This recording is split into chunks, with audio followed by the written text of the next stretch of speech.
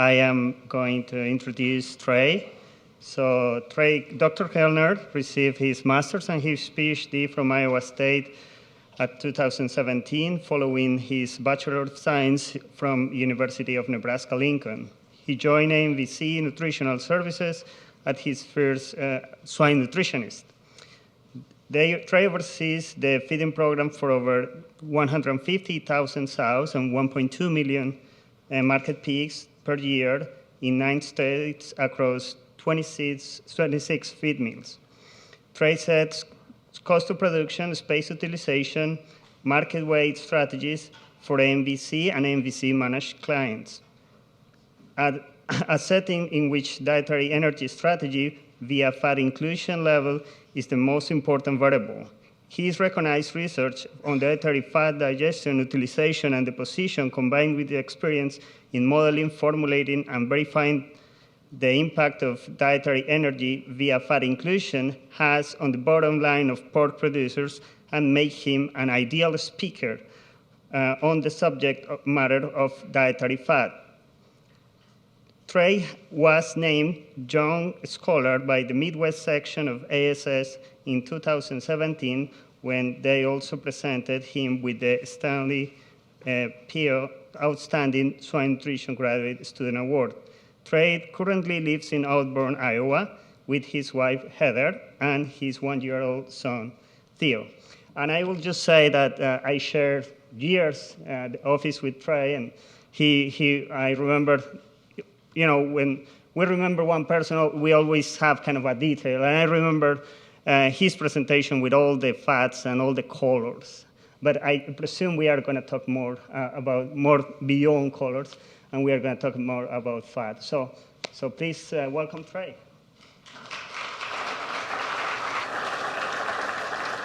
Well, thank you for that very nice introduction, Jesus. And as we pull my presentation up here, Dean stole my joke about having a nice introduction that I've written. So I will steal something from Dean, and I'll thank my co-author, Kristen Olson. So Kristen has the opportunity, and I have the pleasure of working with her every day in terms of formulating our feeding program. So all the formulations that you see today are due to credits Kristen, and please give her the kudos that she needs in the hallway during John's reception.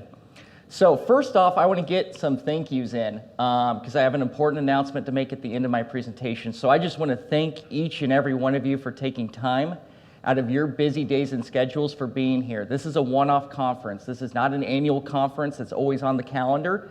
This is something special that we wanted to do. So thank you for being here today, and I hope you got value out of today and tomorrow. Also, a big thanks. Can we give a round of applause to Stacy, Julie, and John for setting all this up, please?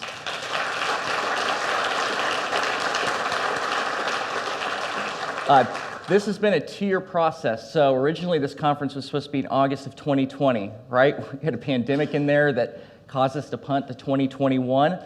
They've managed through all those logistics, right? We were going to try to do this in person last year. We decided to pull the plug at the very last second. We're doing it again. All our international speakers had pre-taped presentations, and we're having live questions. That all takes logistics and timing and coordination. So please thank them for their efforts if you got value out of this. Also like to thank my fellow peers and friends on the program committee.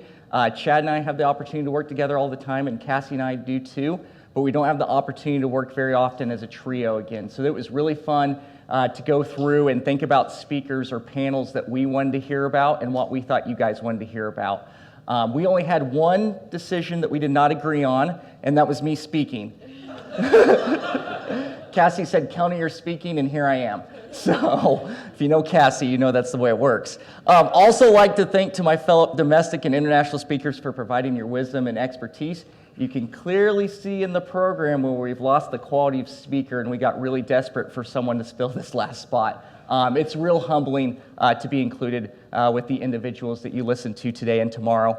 And then lastly, just want to thank the Cargill team for their support with this presentation as well. So clearly nothing had changed in the world, or especially dietary fat, since I submitted this title of this presentation in January of 2020, right? January 6, 2020, there was no pandemic. There was no renewable diesel type things. So fat was at 29 cents per pound. At this time last year, on August 10th, when this presentation was supposed to be given in 2020, dietary fat was at 24 cents a pound. Today it's 65 cents a pound, right? So what's happened, right? So in August 2020, Western Corn Belt drought was on. We're a day post the derecho, so the derecho was on, yesterday of last year. Very little dietary fat had been used at all because we had all these pigs backed up due to COVID-19 complications. So we were looking at high corn, high soybean meal, low dietary fat prices. And that was the case for about 1 month, right? If we remember back to September, if you didn't have pigs backed up and if you were on a price discovery that was advantageous, you're probably using a lot of fat. I know I was. But unfortunately, we had an election, priorities changed, renewable diesel has really picked up, and that has caused dietary fat to triple in price. So in fact, some dietary fat sources just aren't available for purchase at all. So pork producers are limiting fat, or not even using it all, even when corn and pig price are high. Now, plenty of barn space being available helps for now, but a year from now, 2 years from now, 3 years from now, if we don't have dietary fat available, we've increased production. Space isn't as flexible as it is now. We could be looking at lighter weights or definitely slower growths, right? However, due to this price increase and just because we're not using dietary fat as much as we were, or as much as I was planning when I put together the majority of this talk a year ago, it's still important, right? There's still some big learnings. We still may have to use fat, especially if space does get limiting a year from now, 2 years from now, et cetera. So I hope there's some takeaways from this, even though it wasn't as important as I was thinking it was going to be at this time last year. Right, so 85 to 95% of the cost of finishing diets is just meeting the formulated energy spec, right? So if you set an energy, whether that's kcals per kilogram or kcals per pound, 85 to 95% of that cost is just meeting that energy spec. And we really only have 3 major ways to increase our energy concentration or decrease our energy concentration, right? We can adjust our corn micron levels, we can adjust fiber level, basically putting in or out distillers, and we can add dietary fat. That's about the 3 main levers that we have in terms of adjusting the energy value of our feeding programs. So let's just get into it. Let's go through the historical attempts on how we've assigned DE, ME, and NE values, where those sit, what the weaknesses and strengths of those estimations are, and then we're going to say, does that matter, right? So if we're off on our estimation of our NE value of dietary fat, and we're only adding 2 to 3% of dietary fat in our diets, does it actually matter? Can we find that difference, and does it amount to dollars and cents in terms of our closeout values? So, of course, the overwhelming majority of estimates of energy values of fat have been done on a DE basis, right? So that's just the GE of dietary fat minus the energy and fecal matter, right? So we either collect total collection or use a digestibility marker like titanium dioxide. Right? Unfortunately, DE does not account for energy loss as heat and urine and gases, right? And also, some of the energy contained in fecal matter is not of dietary origin, but is of endogenous origin. And that will be really important in a couple slides where I'll kind of point out the flaw of our DE estimates of dietary fats and how that is a flaw, therefore, in our ME and NE estimates of dietary fat. Right, so how have our ME and NE values been assigned? It's been assigned on 5 whole pigs, right? The NE values that you see in the NRC 2012 are from 5 pigs. That's it, right? So in France, INRA in 2010 put 5 pigs, approximately 60 kilograms of body weight in an indirect calorimeter, fed dietary fat, and determined that the ME was basically 98% of their DE value, and that NE was 88% of their ME value. That's our estimate. That's what we have to work with. 5 pigs. Not 50, not 500, not 500,000, 5. Right? That's what the NRC 2012 says that we should use. Right? So to date, I'm not saying that these values are wrong. I just don't have any other values to say that they're right or wrong.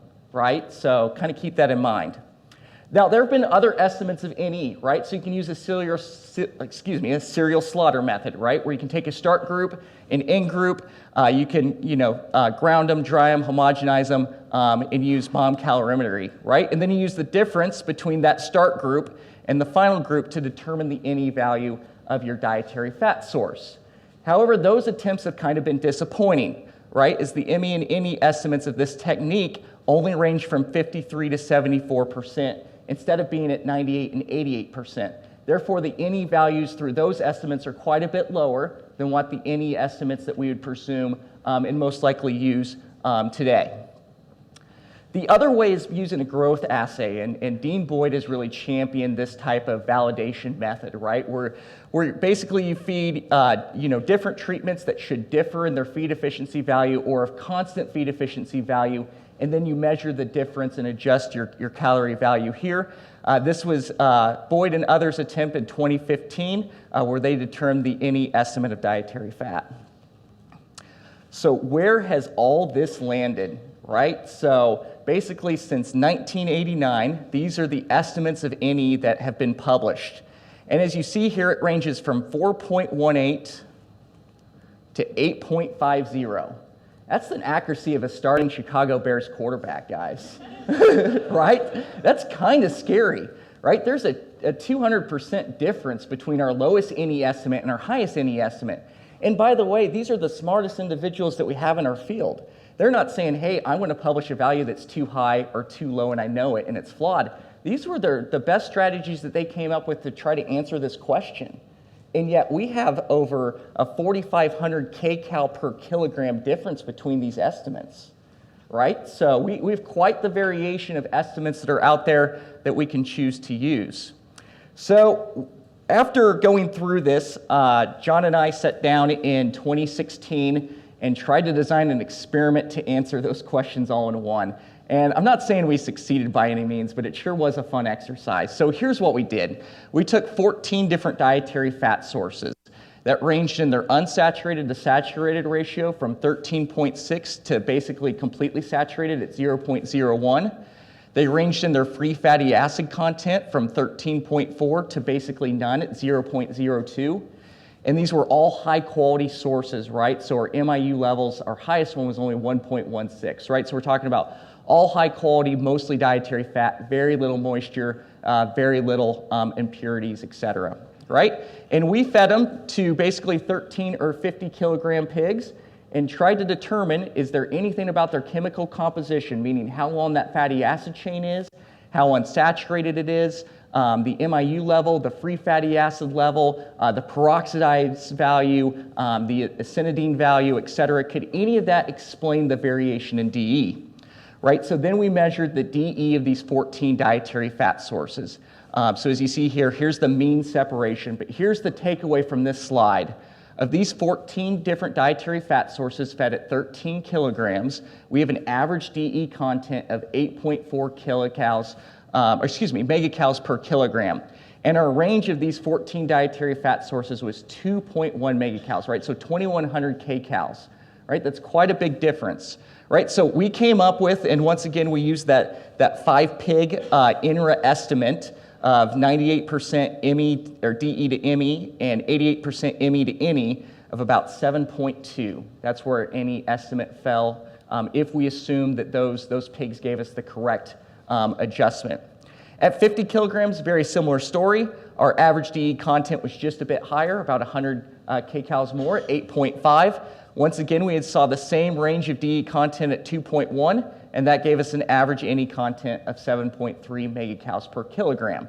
Right, so we got our estimates, and then we went to decide, did chemical composition help explain this wide degree of variation, that 2.1 range from our highest DE source to our lowest DE source? So here's the equation that we came up with using stepwise regression in 2017. Starting with 13 kilogram pigs. So let me briefly set up this results slide. On our y-axis is our DE of dietary fat, megacals per kilogram. And then on our y-axis is the sum of variables. So for those of you that aren't very familiar, basically start with the starting DE value, which is 9.3, and then use this axis to work backwards. Right? So basically it's saying we're starting at 9.36.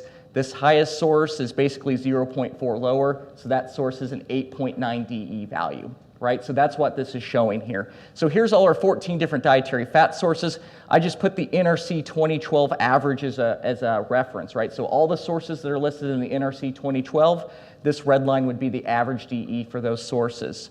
So basically we saw here that DE, this equation explained nearly 82% of the variation. It was significant, and basically it decreased with free fatty acid content, increasing omega-6 to omega-3 ratio, increased units of C20, and then it was increased by increased units of palmitic acid, right? So that was our equation at 13 kilograms.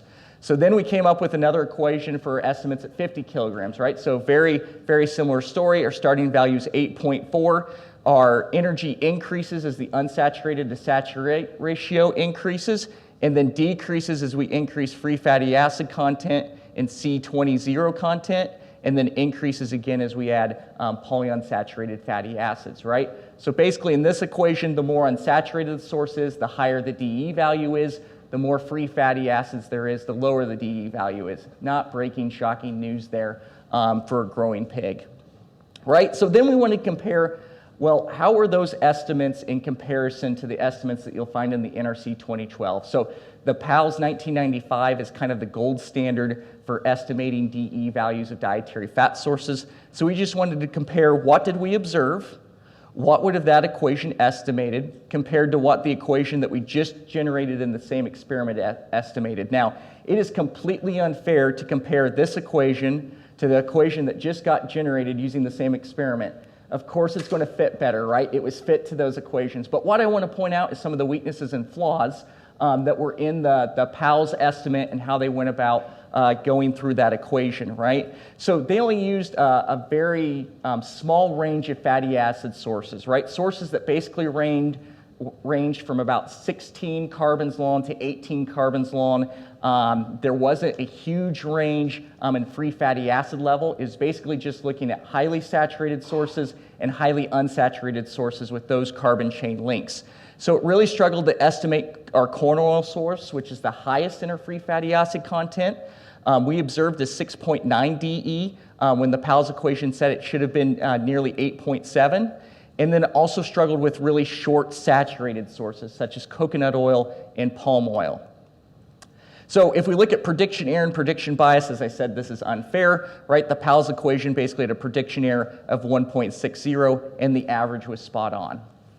If we look at 50 kilograms, very similar, really struggled with our free fatty acid source, the corn oil A source, where we observed a 7.4 DE. The PALS equation once again said it would be 8.7, so really overestimating the value of those. And then once again, really struggling with those highly saturated, shorter chain sources such as coconut oil and palm oil. Right, so I said it was completely unfair to compare the two equations in that same experiment. So we collaborated with Dean Boyd at Honor and basically ran a validation experiment in a commercial field trial. So we took 1,900 barrows and gilts. We allotted them to 101 pins to one of 7 dietary treatments. We had a control, choice white grease at 2, 4, and 6%, and corn oil fed at 2, 4, and 6%. The reason we chose these two sources is A, just happened to be the two sources that Honor uses, but B, we really wanted to see how the free fatty acid level affected our observed DE and our predicted DE, right? So the major difference between the equations that were generated in our attempt and the equation generated in the PALS attempt was basically the impact of free fatty acids on DE, right? So we picked a source that was at 6.6% and 13.6% in this evaluation. And basically what we see here is here's the observed DE in this experiment for choice white grease and corn oil at 8.1 and 7.9 megacals of kilogram respectively. Here's what the PALS equation came up with, right? 8.2 and 8.65 means it did pretty good on choice white grease and once again really overestimated a corn oil source that had high free fatty acids. If we look at our attempt, we kind of missed the boat a little bit on choice white grease where we underestimated the observed DE, but we were way closer on that corn oil source at 8.1. So if we look at the prediction error and the prediction bias, it was an improvement, but we went from here to about here, maybe, right? So I would say if you have a moderate to high free fatty acid source, you may want to look at an equation that weights that maybe a little bit more precisely than what the PALS equation does. Right, so all these estimates that I've talked about today have been on an apparent digestibility basis. And I think one thing that we have to look at going forward is how do we handle the digestibility of dietary fat on a standardized or true basis? And then do we need to correct our energy values of those sources and potentially other ingredients, right? So this is just a little schematic. Most of you in this room know this, how apparent digestibility is measured, right? Basically where we feed a treatment and we assume that all the fat that's collected in ileal matter, or in this schematic fecal matter, is all from the diet, right? So all the fat that's in this feces that didn't disappear between the mouth and their fecal collection came from the diet. Whereas in standardized digestibility, we try to distinguish between what comes from the diet versus what fat appeared somehow from the mouth to when we collected fecal matter, whether that's secretions, microbial mass, et cetera, bile salts, whatever it may be, right? We need to adjust for that. So does it matter? Well, first of all, once again, I just want to show the historical estimates of endogenous losses of fat, and once again, kind of how all over the map we've been. And part of the reason for the wide range of 3.37 to 22.7 is what methodology do we use, right? Do we use purified diets? Do we use complete diets? Do we limit feed them? Do we ad-lib feed them? Do we use a regression method? Do we use a basal estimation method and a difference method? What do we do? So once again, these are the smartest people in our fields trying to estimate what the endogenous losses of fat are at the ileum or the entire intestinal tract. And we see a wide range of estimates that are up there, right? So here was our attempt.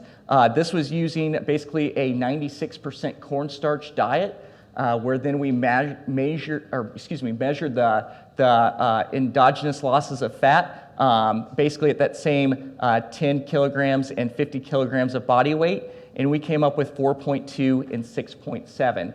And here's why that matters, right? So let me briefly walk you through this results slide, right? So here's our 14 dietary fat sources that I presented a bit ago on.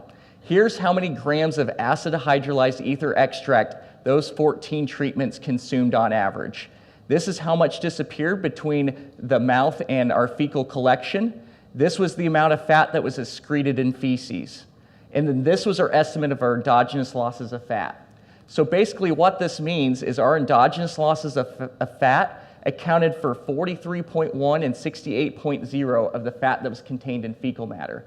So basically half, or a little over half, of the fat that we found in our fecal collection that we assumed was all from the diet was not. It was from an endogenous origin, right? So if we take those DE value estimates that we had before and correct them for those endogenous losses, we get a different answer, right? Because we're making the incorrect assumption that all this energy that's in that fecal matter, all that fats that's in fecal matter, is from the diet, is from our original GE estimate, when it's not. And therefore, if it's not, then when we use that ME adjustment that Van Milgen did, and that NE adjustment of 98 and 88%, that's also wrong, right? So if we use a flawed starting point and then adjust for it, it's still flawed. It still has that same error, right? So basically, here's the 14 dietary fat sources again. When we measured it on an apparent basis, here's those DE estimates. The ME estimates, once again, assuming the NRO was correct in their indirect calorimetry estimate, and the NE estimate as well. And then this is a corrected energy content value when we apply those endogenous fat losses. So basically, our average apparent energy content of those 14 different dietary fat sources, when we measured it on an apparent basis, was 8.4, 8.2, and 7.2 respectively on those energy systems. But when we add in what fecal matter was actually from endogenous origin versus then what was from the diet itself, we actually see that we were about 400 kcals off, right? So when we count for endogenous losses, we add about 400 kcals back to our energy estimates. We found the same thing at 50 kilograms, right? Where we went from 8.5 to 9.1, 8.3 to 8.9, and 7.3 to 7.9, right? The issue is, and if the question comes up, is are you applying these corrected energy values in your formulations today, Trey? The answer is no. Because the problem is nothing else is corrected, right? So if you're going to correct for the endogenous losses of fat, should you correct for the endogenous losses in our amino acid sources, our protein sources, right? We know that there's endogenous losses there. That's the reason we all formulate on an SID basis, right? So should we have a corrected energy value for those sources and then our distiller sources and everything? So I'm not exactly sure how to use this data. I might not just be smart enough to do it, but I just want to plant the seed that we make the incorrect assumption. We measure apparent digestibility and say this is the DE value of our feed, that all that energy that's in there, whether that's leftover protein or that's fat or whatever it may be, is from the diet. It's not, right? There's a portion of that that's endogenous origin, and maybe that's why we see some inaccuracy in our models, imprecision in our models, and maybe why we're disappointed in some of our projections. Just a thought. Okay, so does using the PALS equation or the equation that we generated matter, right? Will you actually see it in your closeout data? Does it actually mean anything in terms of dollars and cents? So this was a spreadsheet that I actually created for Wayne Cast that I use quite handily. So basically, let's just look at the animal-vegetable blend and the choice white grease sources that I would use here in West Central Iowa. First, our AV blend. It has a free fatty acid content of 7.4. So on the equation that we generated, the NE would basically be 6.6 megacals per kilogram, where using the PALS equation that's found in the NRC that they would use in 2012 would have a higher estimate because they weight free fatty acid content lower. It would be 7.4. And then our choice white grease source, which is pretty low in free fatty acids, would actually have a higher NE content than the 2012 estimate. Right, so does it matter? Well, first, let me point out as I started the conversation, it doesn't matter if you're not including fat in your diets, right? So here's an example where we have plenty of space, right? 172 days from wean to finish. Our average daily or market weight target's 295, so we only need a 1.64 average daily gain to get there. And to get there within our growth model and how we use energy to predict that, we don't need to add dietary fat, right? So which equation you use to assign DE, ME, and NE values and what you put in your formulation matrix, of course, does not matter if you don't have fat in your diet. But if you do, right? So this is an example of our high energy set that we are currently using where we're limited on space and trying to push market weights as high as we can. So instead of 172 days on feed, this would be a 165 day on feed target. Once again, trying to get to 295, but we need a 1.71 average daily gain. So this would be the NE value of using what would be found in the NRC 2012, right? The PALS equation. This would be how much fat we'd have in each formulation, basically ranging from 54 pounds per ton to 76 pounds per ton. And then our cost here is on the bottom, and then of course our energy target for each formulation. And basically, if we use this feeding program, it would cost us $109.30. Now, if we would use that same animal-vegetable blend source, and instead of assigning it the NRC value of 7.4 megacals, we assigned it the value of the equation that we generated, where it's basically 6.67 megacals. How would that impact it, right? So since there's a lower energy value of that dietary fat source, and we're still meeting the same energy source target, we're going to have to add more dietary fat to get there, and that's going to cost us money, right? So same days on feed target, same market weight target, same intake target, same growth target. But since we had to include more fat to get to the same energy content of each of those individual phases, basically we've added about $2 per pig. Now we're at $111.73. So having the incorrect value or the incorrect assignment, at least in terms of a formulation, today, and this might be extreme because fat's so high, costs you about $2 per pig. Right, so then if we switched out choice white grease for an animal-vegetable blend, once again using the equation we generated in 2017, we'd actually then save 30 cents per pig, right? Because that energy value is higher than what the NRC estimate would be. Right, so let's look at the impact of average daily gain on any content and average daily feed intake and feed efficiency, because I want to point out how even though there's a formula difference, because that's what the formulation software kicked out, you may have a hard time finding it in your closeout data, and here's why. Right, so energy level from wean to finish is on the x-axis, average daily feed intakes on the y-axis, and you see that about 25% of the variation in feed intake can be explained by our energy content in those diets from wean to finish, whereas we add energy, we get less intake as they try to get closer to their caloric max intake.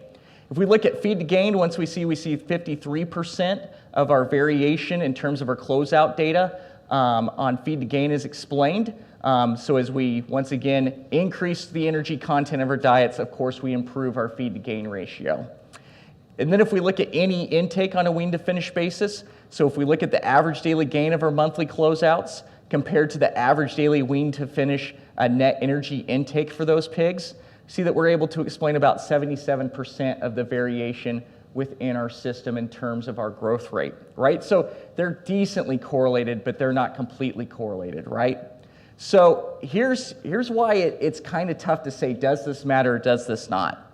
So if the any value of dietary fat is correct, right? If our current PALS equation is correct, the NRC 2012 is correct, the INRA estimate and the indirect calorimeter is correct, we would have an any content of our diets of 2,600 kcals.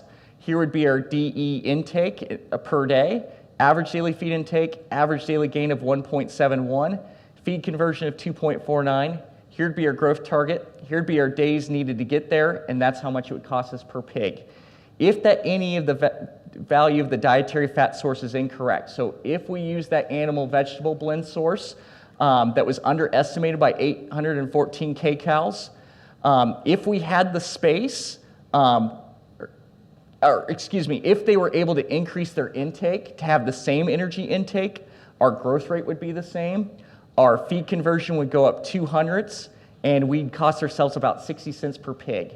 And anyone that's looked at finishing closeouts for a long time and tried to analyze this, if I'd predict a 1.71 average daily gain and a 2.49 feed conversion, and my closeout data comes back as a 1.71 average daily gain and a 2.51 FCR, my reaction would not be I missed it, my reaction would be I crushed it, right? So this is a 800 kcal underestimation that we're assuming here, and I'm telling you, you'd be really, really hard pressed to pick it up in your closeout data. In fact, you would think that you just smashed it out of the park, right? Why is that? Well, we only include about 3 to 4% at most of that dietary fat. So once again, same exercise, but we're going to say here that they stayed at the same intake level, right? So intake was limiting, right? So instead of having the same growth target because we had the same energy intake, we're going to say that they had a lower energy intake and lower daily gain. So therefore, when we have that lower daily gain, we lose about 1.5 pounds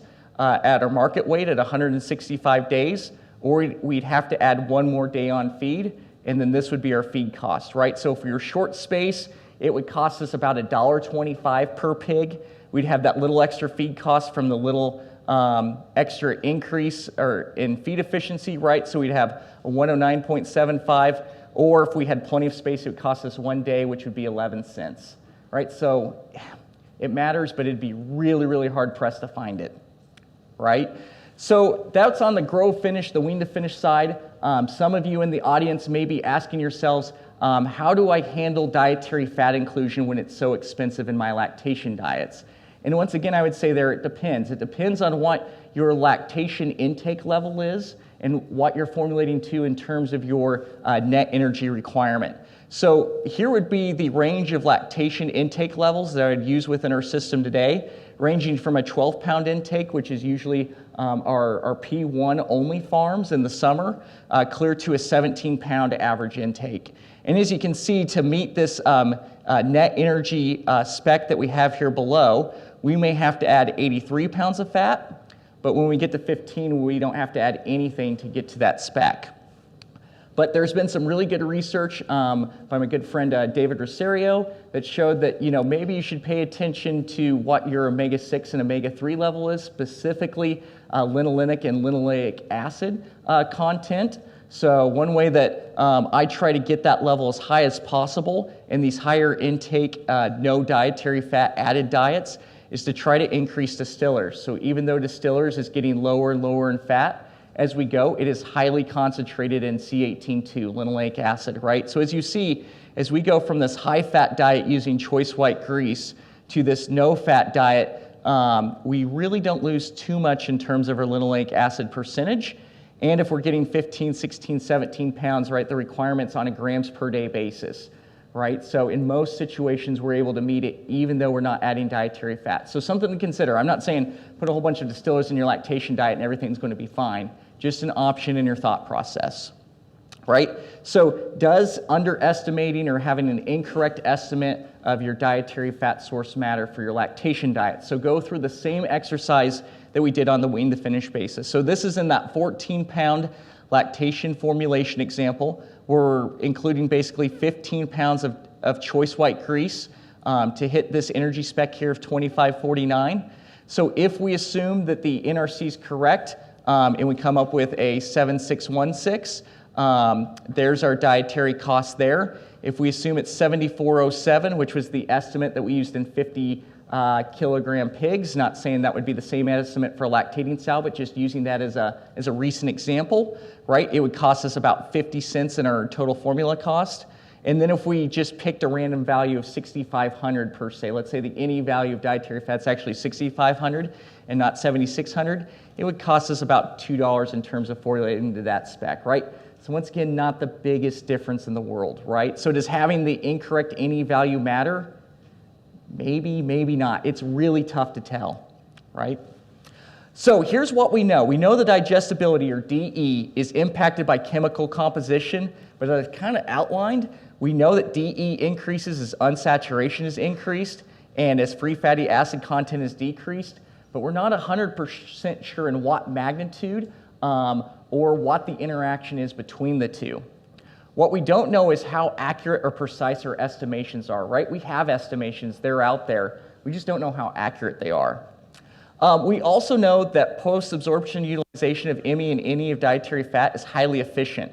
What we don't know is, once again, how accurate and precise those estimations with those 5 pigs are, and should we use the same ME and NE adjustment for dietary fat levels? So let me give you an example, right? So within one of our experiments, we looked at mRNA abundance, lipolysis, and lipogenesis. And what we saw is when we use a highly unsaturated corn oil source, we saw that genes involved in lipogenesis, such as fatty acid synthase and SCD, there was actually more mRNA abundance of those genes present, right? So compared to a more saturated fat source where those are being suppressed. Right, so if we're changing lipogenesis, at least in terms of mRNA expression, and if we look at our prediction equations of how we analyze dietary fat composition and carcass fat composition, should we use the same adjustment for NE? Maybe, maybe not. It definitely puts it into question whether we should use the same value for each source. We also know, and I'm going to spend very little time on this, the one thing that we do know about dietary fat is we can very well predict the composition of pork carcass fat based on the chemical composition of dietary fat. Right? Most in the room would use iodine value product. It's a good equation. It's one flaw. Sometimes it can put too much weight when we use a lot of dietary fat of a moderately saturated source or a highly saturated source such as choice white grease and corn oil. Right? So all these data points should basically go across this line, and what happens here is basically IVP would overestimate the actual carcass iodine value of choice white grease fed at 6%, where you can use a more precise equation using linoleic acid, where we use the C18.2 content instead of the IVP equation to predict it, and you can take that overestimation away. As long as you're not feeding high-fat saturated or high-fat diets that include saturated sources, you're probably okay using IVP. If you ever get in that situation, you should really think about using linoleic acid content so you're hitting your carcass IV specs. So I'll leave you with these 4 questions and not 4 answers. Are we close enough? Yes or no? I think that's a question that as academia and scientists we need to answer. If we are not close enough, if your answer is no, I don't think we are. I think 4.5 to 8.5 scares me. I think having indirect calorimetry on only 5 pigs scares me. Then we have to answer these 4 questions, right? How do we use chemical composition of dietary fat to predict DE values? We know it matters, but we have some differing equations out there, right? We have some different weights and magnitudes of how important free fatty acid level is. How do we create more estimates to assign more accurate ME and NE values? How do we need to assign different ME and NE values based on those different chemical compositions? Should corn oil have the same NE adjustment that choice white grease does? How do we account for endogenous losses of dietary fat, right? How do we account for energy that ends up in ileal matter or fecal matter that's not from the diet but is from somewhere between mouth and that collection? So with that, I would like to end on a different note and a very special note to a lot of us. As you guys are well aware, this is kind of a celebration of John's career and his retirement. And I have a big announcement, but first I just want to kind of showcase John's importance to us and the impact that he's had on the industry. So if any of my fellow students and staff could please stand up and be recognized. I think that would be really important to show John's training, etc.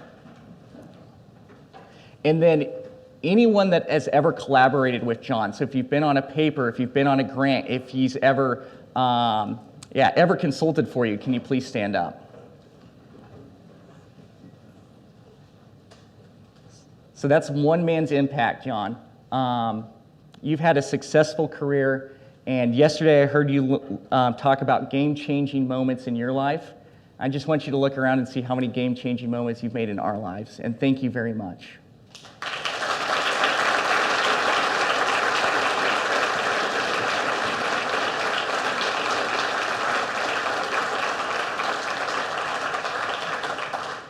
So with that, I drew the short straw and have the honor of announcing the John Patience Chair in Swine Nutrition at Iowa State.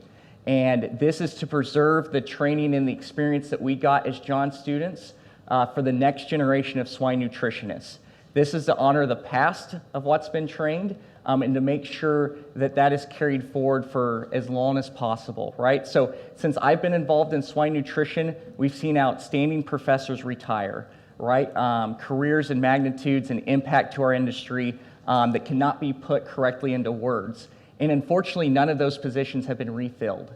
And a couple of us got together and said, this is where it stops, right? We're not going to have a position, especially at a university like at Iowa State, a state that needs support, that needs students, that needs training, that has an unfilled position where it's left vacant. So this is to ensure that Iowa State is a leader in swine nutrition research extension and most importantly, graduate student training, and to ensure that Iowa and U.S. pork producers maintain their competitive advantages in the global marketplace. And I'd just like to thank just a couple people real briefly. Chad Pilcher, can you please stand and be recognized?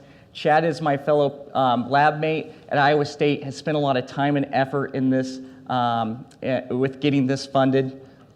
Gene Gurley needs to be recognized as well. Could you stand up, Gene, so everyone can see you who doesn't know you? I call Gene Mr. Iowa State. He's been very involved in this, and both of these have personally committed to this fund as well. Jason Ross, if you're still here, can you stand up? Thanks, Jason. Jason, this was his idea. I was walking out of Midwest in 2019, getting ready to drive back in Audubon, and he caught me right as I was getting into my truck, and he said, hey, I have this idea. John's retiring. What do? We need to make sure that we get the position opened and filled. I think it's going to need to be through a funded chair. Let's get together on a call. So Jason, thank you for getting this spearheaded and organizing our efforts. Pat McGonnell at IPPA deserves recognition as well. He's been extremely important from a fundraising perspective, getting our primary gift up and going. Our department chair, Dan Thompson, has been our biggest ally with working through the college and the university. And then Sarah Rofels from the Iowa State University Foundation has really kept us organized, make sure that we're staying with our leads, and has been a big source. So with that, I would like, you guys can sit down if you want. I'd like to thank our current donors to date. These are people and companies that have contributed to this effort. If you're one of these companies or these individuals, could you please do me the favor of standing up and being recognized for your efforts in making sure that graduate student training in the U.S. Stays. Could you please stand if you're on this deal?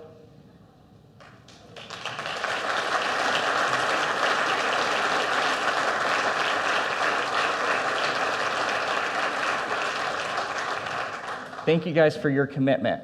As I said, graduate student training, in terms of the opportunities available and the students that we're able to train and put out as an industry for our future are getting smaller and smaller and more limited. So to ensure that the spot is open is awesome. So here's where we're at right now, and here's how you can help. We had a fundraising goal initially of $575,000. we've secured $650,000 to date, right? So here's what that means. We have an expendable chair. We need to raise $375,000. So we have that. The chair's established and will be around for a while. But we sure would like to make this permanent, right? We would like to have this opportunities available. So when the next fortunate person that's named to this chair and is able to train graduate students at Iowa State, when he or she decides to retire and leave, we have more support to make sure that that position stays open for the next hiring and the next hiring and the next hiring, right? So to make this chair permanent, we're seeking $225,000 more. And here's how you can help out. If you want to directly contribute, here's the URL. If you want to take a photo of this, if you're thinking about, hey, I hope my company gets involved or would like to help out, or I know of someone that you should talk to, feel free to take a photo of this. And then feel free to talk to myself, any of the board members, or we have two individuals from the College of Ag and Life Sciences. Bobby and Nick, could you please stand up and be recognized so people can see your guys' faces and get to know you? So if you'd like to talk to them at the reception, they'll be available to answer questions that Chad, I, and Gene aren't qualified to answer, and we don't know what we're talking about either. So please seek them out. And then lastly, help us spread the word. If, as I said, as you guys are talking and you think you want to be interested, help us spread this word. You're going to see some media out there as well. Help us share it and help us try to make this a permanent solution at Iowa State so we can ensure that the opportunity that I had, my friends and colleagues that are in this audience had, is maintained for as long as we're in this great industry. So with that, I'd be happy to take any questions if I have any time left, Jesus. Well, you have some time, and thank you for your presentation and for the valuable information you just provide. So please.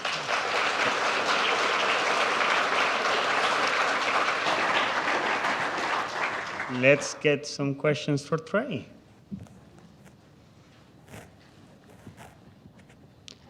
And I have a first question, Trey. Okay, Jesus. And this is about the variability we have for digestibility estimations. And I have been working also with endogenous losses, and I can say that it's very variable. Mm-hmm. And one of the things that call my attention is the health. And sometimes I have seen also people saying that there is more secretion of fat when pigs are sick. So we also need to think, what are your thoughts on getting more information on fat in these measurements? Yeah, that's a great question, right? So to summarize, Jesus was asking, should we characterize health, and should we look at the interaction if there is an intestinal insult or even a respiratory insult on what those endogenous secretions of fat are? And the answer to that's probably yes. Now, how much of an impact, right? If your estimate is 6 grams per kilogram, does it go up to 8 or 9? That I don't have a good guess for you. But we definitely know that mechanisms of digestibility are impaired, right? We definitely know that there's going to be more or potentially more secretions or microbial mass or whatever it may be that may impact that estimation. So yeah, it's probably a good thing, and in all studies, to probably start better characterizing our health status when we publish our work. Trey, thank you for the nice presentation. Two very separate questions. The first one is maybe this is just one of the outliers in your sample. The flaxseed oil seems to have a very high free fatty acid percentage, but the estimate are actually opposite what you would expect, right? Any comments on that? Also, the second question is for P1 sows. You see, their feed intake probably are not pretty good because of parities, and fat prices are pretty high now. What are you doing today, and any suggestions? Yeah, so great question, right? So his first question was that flaxseed oil estimation, right? That was saturated, had a high free fatty acid content and was unsaturated, right? Why didn't it have a lower observed DE as our corn oil source was? And I think that is the million-dollar question, and I don't have an answer for it. I think that's one thing that we have to understand is what is the interaction between free fatty acid content and then what those free fatty acids are made of, right? Are those C18.2? Is that C18.3? Is that C20.0? Or is that a saturated fatty acid, free fatty acid, right? Is it C16-0, right? So we know in literature, the more saturated that free fatty acid chain is, the less likely it is to be digested, right? So my guess and what I wrote at the time was that the free fatty acid content of corn oil must have been saturated compared to flaxseed oil, right? Where it did have more omega-3 content, et cetera. Not saying that's the answer. That's just my best estimation of the time. So that interaction of if free fatty acid level is going to decrease our DE and therefore our ME and NE, then we probably need to know what the chemical composition of that free fatty acid is, right? What's that 13%? Is it saturated, monounsaturated, polyunsaturated, et cetera? I think that's the missing question, and that would be a fun experiment to run. Yep, and then the second question is, how do you handle, with today's high fat prices, for our P1 herds that have a lower intake? I'm still including fat, right? So basically just writing the bigger check. Just follow up on that first question on free fatty acids. Do you expect adding, for example, antioxidant, like vitamin E, some sort of things like that, will increase the energy value for like flaxseed oil or, you know? Yeah, it definitely could, right? So the question was if you had an antioxidant or vitamin E and you do have a moderately free fatty acid source or a highly free fatty acid source or content source, would that improve the DE? Potentially, right? But you still have to get those digested, right? So if that free fatty acid has already been cleaved from the triglyceride, vitamin E is going to stop it from being peroxidized, but is it still going to get in the micelle and still be absorbed? Don't know. Drake, one quick question. This is more along the lines of byproduct evaluation. How much can you assess from fat content in different byproducts? Because that's where our fat's going to be coming from probably in the future. How much can any of this be applied to byproduct evaluation? Oh, it definitely can be implied, right? So you can come up with DE equations based off of the chemical composition of the fat that's within those sources, right? And I would say even more important, the nugget for thought that I threw out in terms of should we adjust for endogenous losses, right? So as we all know with endogenous losses, the lower the content of that nutrient, in this case fat is, the bigger magnitude that endogenous loss has on that apparent digestibility. Right, so as we add more and more fat, we dilute those endogenous losses out so we don't see it as much when we measure apparent digestibility. So if we're using a byproduct that's low in fat or lowish in fat, right, so let's just say we have a bakery source that's lower in fat, right, we may have a bigger error of estimation of the DE and ME value and NE value of that source if we don't account for endogenous losses than say if we would use a high fat bakery ingredient. Right, so that cause us some disappointment when we're projecting what our growth rate and feed conversion should be when we use those bakery sources, and then we get a different answer, right? That may be part of the problem. Not all the problem, but part of the problem. Cool. I hope that answers your question. Yeah, thank you. Last question. Trey, nice presentation. Really enjoyed it. The whole time you were going through that, I was thinking, okay, we get down to the end of this, and then how do we think about implementing against that? And, I'm just sitting here thinking about my good buddy Wayne Cast and his constant pushing to make sure that we do the best job that we can characterizing all of the ingredients that we feed. So.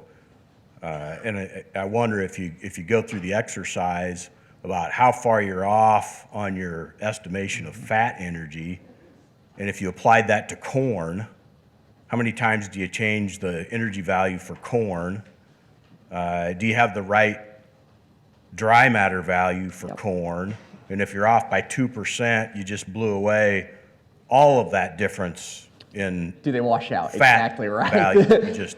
So to me, it's just a reminder that, choose the best value that you can. And it looked like if you just choose the average on that, you're probably okay. And maybe spend more time on some other ingredients like corn that we really do a pretty poor job of day in and day out. of understanding not only the energy value, but the moisture content. Yes. And try to get those things right. And maybe then when you get down to evaluating your closeouts, you get a little bit better chance of being able to find those 800 calories Yes. that we're looking for. No, great point. And I would say the one thing that you can use when you take this data and you think about it further is that exercise that I did where we underestimated that dietary fat source by 814 kilograms. You can use the same exercise there because our NE difference was 25 kcals. So whether that's fat, our corn value, our distiller's value, our bakery value, et cetera, that would be the math if we thought it was at 2,600 kcals and it was actually at 2,575. Right, so if they're able to eat there, they're able to increase their intake, we just cost ourselves more feed, about 60 cents more feed per pig, which is a number, but we may not be able to pick it up in our closeout values, right? And then if we lose weight, maybe we'll find that, right? If we come up 1.5 pounds later, maybe we notice that, maybe we track that down. But that 25 kcal difference, you can use that for not only dietary fat, but anything that you think that you might be off on to use that exercise and use that example. All right, I believe we are over time now. So thank you, Trey, and it was a great day. It was a great day, right?